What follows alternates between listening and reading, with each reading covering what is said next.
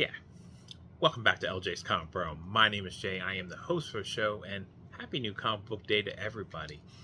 As you can tell, real big smile on my face because, dear God, it's like 1 o'clock in the morning. I'm sitting here recording this and be able to try to get through it while everybody's asleep. For my son, except for my son, who's right now online playing some games with some of his friends.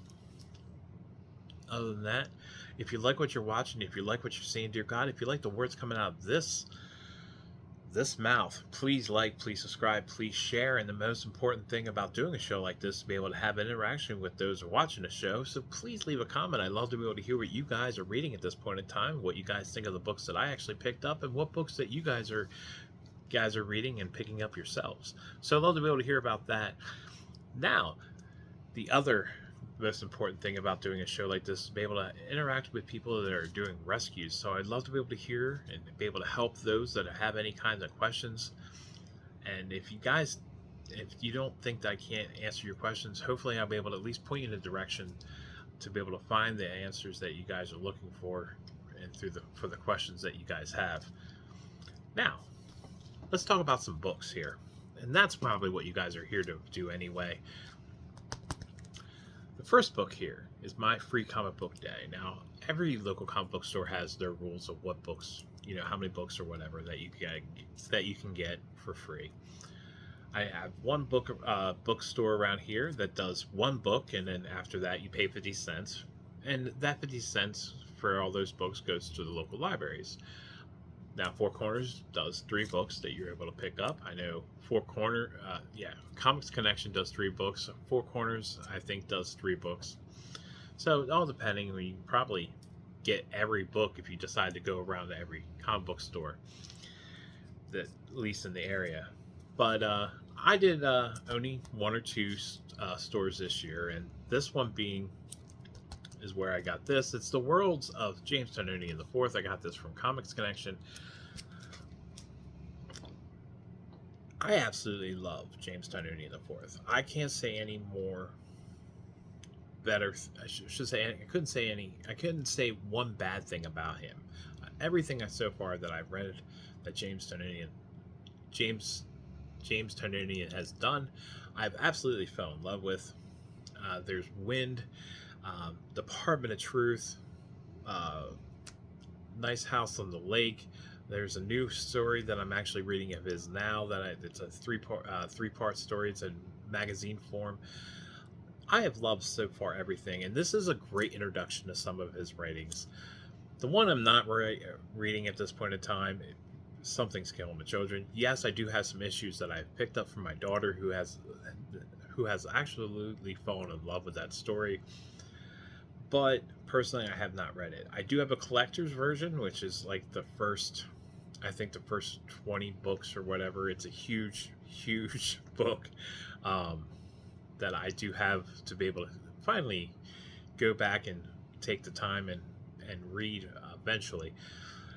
But that's probably, I think, so far the only one I actually haven't picked up and read yet. But this is a great introduction. So if you're looking for something different, if you're looking for something strange, if you're looking for something like either a thriller or a scary book, James does an amazing job be able to keep you on edge through every book, through every issue, all the way to the very end. So this is a great pickup just to see, if you'd be interested in picking up some of this stuff. All right, on to some superhero stuff. This is first issue number 10, The Immortal Thor. Alex Ross cover. Al Ewing's the writer for this. And I think it's time Al Ewing needs to move away from that Roxanne. I don't know what you guys have thought about it. Personally, I think it's kind of already ran its course. Doing that one issue, I think they should have just ended it on that. But still continuing. I'd love to be able to hear what you guys are thinking about that whole Roxanne Thor. Is it something that you guys will have to read more about? Personally, like I said, I think it's run its course already when it did that issue. What I do enjoy is Thor pretty much reading or finding out that everything he's done is predetermined because it's already been written. And he sits there and he looks back on all the other back issues and finds out, his life has been written about. It's been pretty much told in story in comic book form. So that, I think, is probably the best thing about doing about what's going on here. Other than that, yeah, it's time for Immortal Thor to be able to take on something else, and I'd love to see him join forces with the Avengers and take on some of those vampires. So hopefully hopefully Al Ewing takes a bite out of that storyline and add his own flavor to it. So, all right, this is issue 12 of The Incredible Hulk. All right, I'm going to show this here. Nick Klein does an amazing job, like he has done with the first 11 issues of this.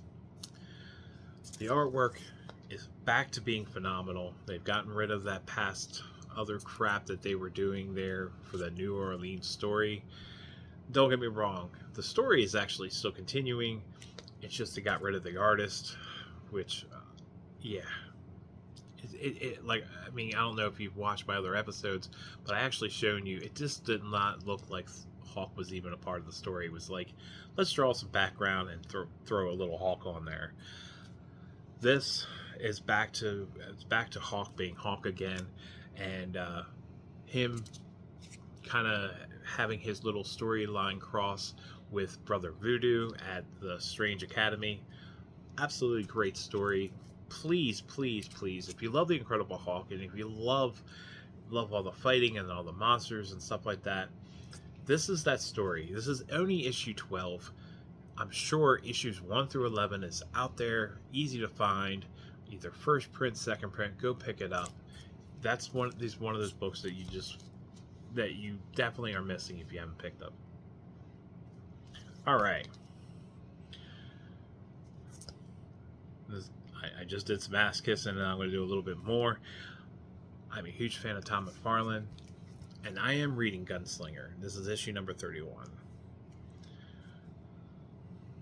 Please, if you love Spawn, this is the series right now to be able to go out and pick up.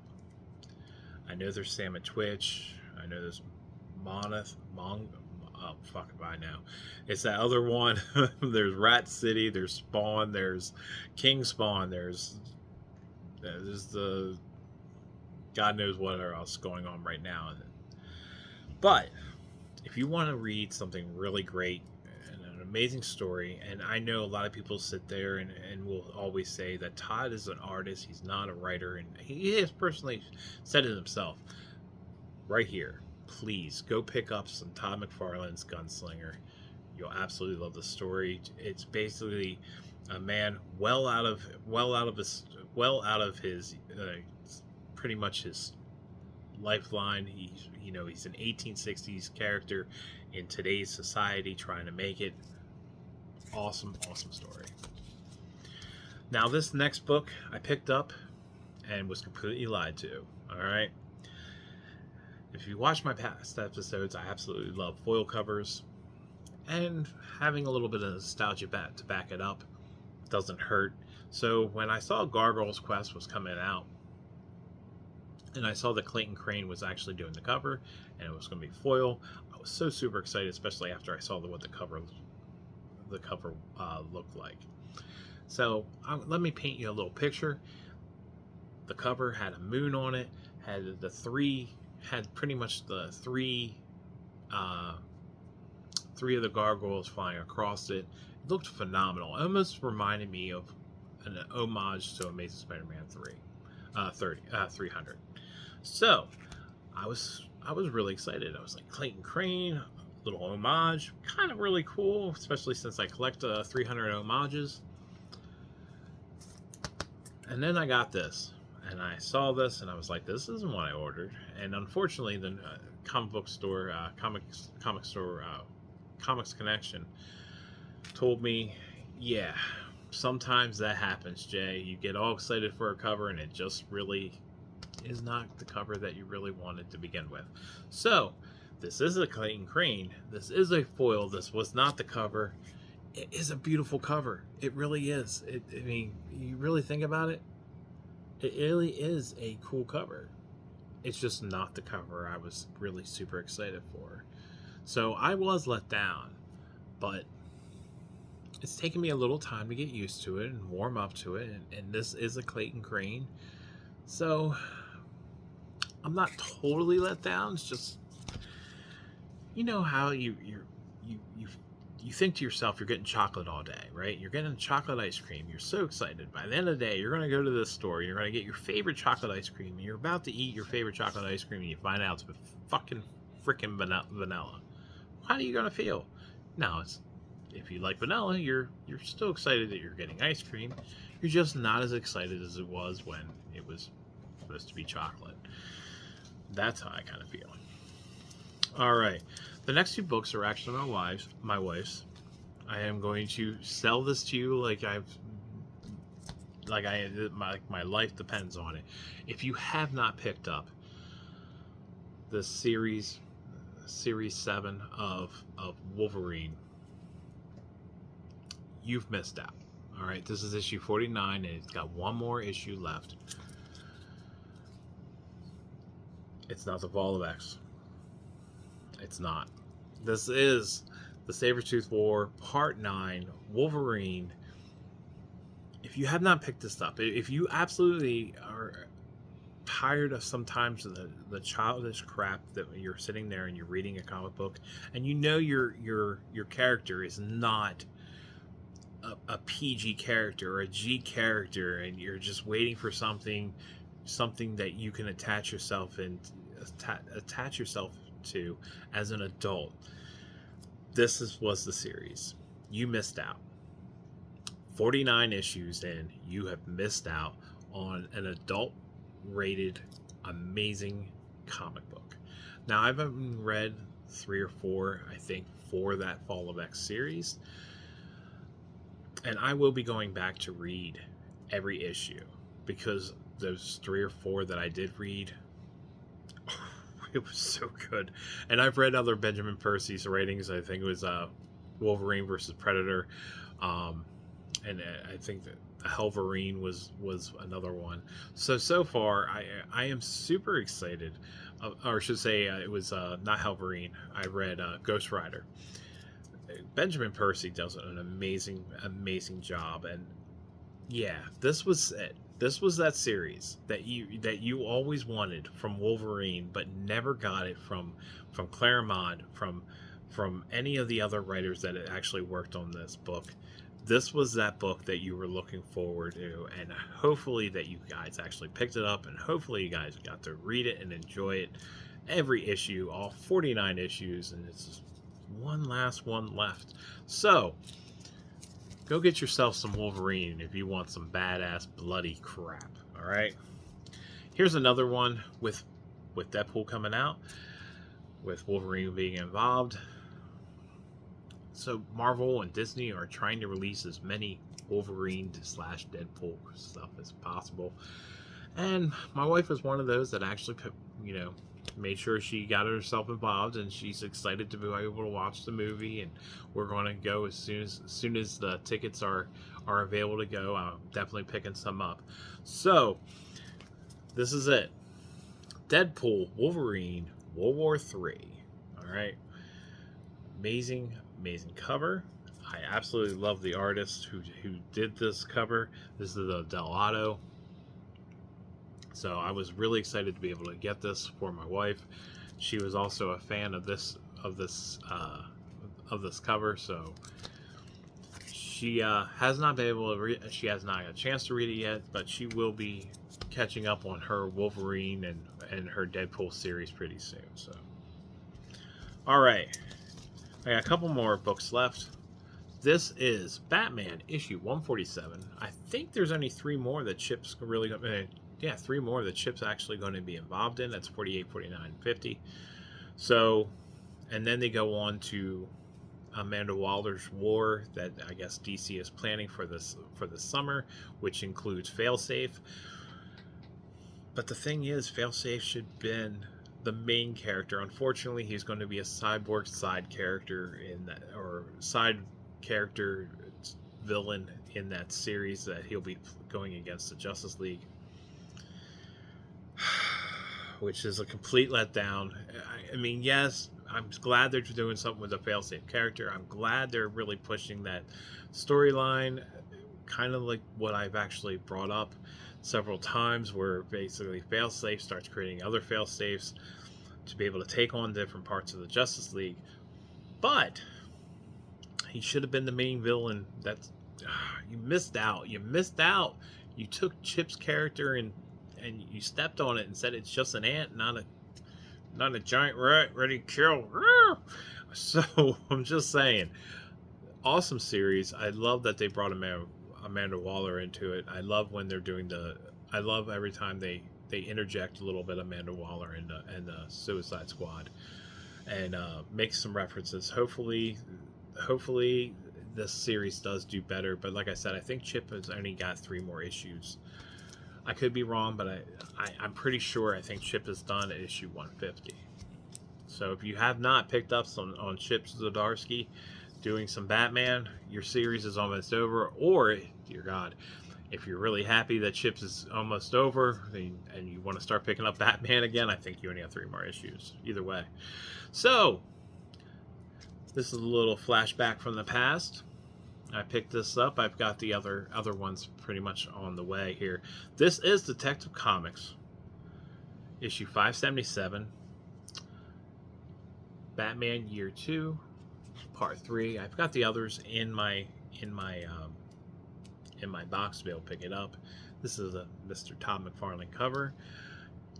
Like I said, you guys have watched it. I'm a huge Todd McFarlane fan, and knowing that there is one I do want of Batman. So, other than that, I wanted to be able to pick this up and add it to my collection. I've got the other 3 books coming. Unfortunately, Todd McFarlane did not do year 2 part 1, but either way, I was definitely happy to be able to add this to my collection. All right, last one I'm going to show you guys is a foil. This is Marvel Superhero Secret Wars issue number 5. The foil. I love when I get to show off my foils because they're so nice and shiny, so really cool. Wolverine right there, dead center. You got Amazing Spider-Man. You got Captain America. You got Mr. Fantastic. You got Colossus going on. I mean, just so many really cool things. Basically, in this issue, it's literally the bad guys destroying the good guys only because they're getting along. They're actually working as a team. For those that have read that first Marvel Superhero Secret Wars, the villains were outsmarting the good guys by each step because the good guys just could not work together. They couldn't trust each other.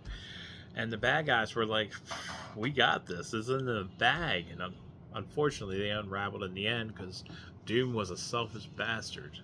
That was pretty much it. That was their downfall.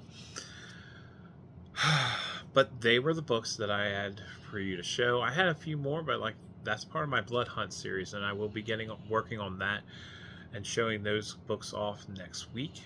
And I'm super excited to be able to start reading those. I got Avengers. I think I got to read. I've got a Moon Knight. I've got I think the Amazing Spider-Man series. I think it's Amazing Spider-Man, Blood Hunt. I mean, there's a few more that are there that I'm definitely got to get in there and start reading. So hope you guys are pretty excited for that storyline. At least as excited as I am. Show a little bit more business. If you like what you're watching, if you like what you're seeing, if you like the words coming out of this mouth, please like, please subscribe, please share, and leave a comment. I love to be able to hear from you. I love to be able to hear what you guys are reading and would love to hear what you guys are into. And if you have any questions, please shoot them my way. If you when it involves rescues, like I said, if I cannot come up with a answer myself, I would hopefully be able to point you in the right direction and help you along the way. So, from my family to your family, hope you guys have a great week. Hope you guys got to enjoy your comics. Hope you enjoyed the show. And I'll see you all next week.